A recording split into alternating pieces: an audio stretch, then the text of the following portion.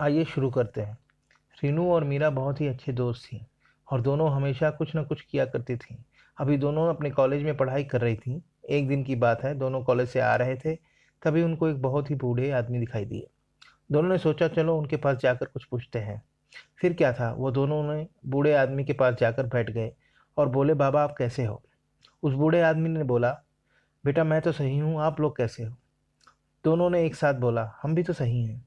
थोड़ी देर के बाद दोनों ने कुछ बोला नहीं, लेकिन अगले ही पल रीनू ने पूछा, बाबा सच्चा प्यार सबको नसीब नहीं होता, इस बात में कितनी हकीकत है?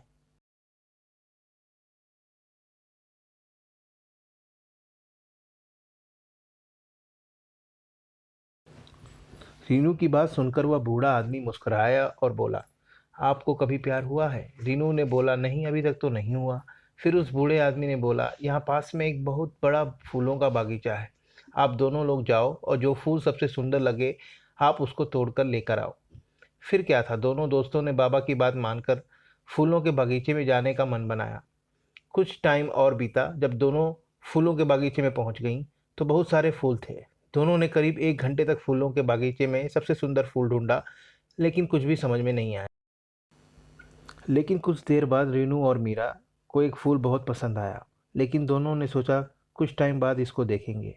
थोड़ा और टाइम, कुछ और फूलों को देख लूं, हो सकता है इससे भी ज़्यादा सुंदर फूल मिल जाए। दोनों आगे बढ़ गए, लेकिन थोड़ी टाइम बाद सोचा चलो उसी फूल को तोड़कर बाबा के पास जाते हैं।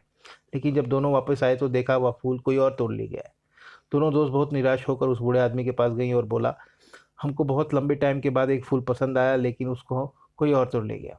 उनकी बात सुनकर वह बूढ़ा आदमी हंसने लगा और बोला, बेटा यही प्यार है, हकीकत है, जो सामने है उसकी कदर नहीं, और जब हम वापस आते हैं तो वह भी नहीं मिलता। इसलिए सच्चा प्यार बहुत लोगों को नसीब नहीं होता।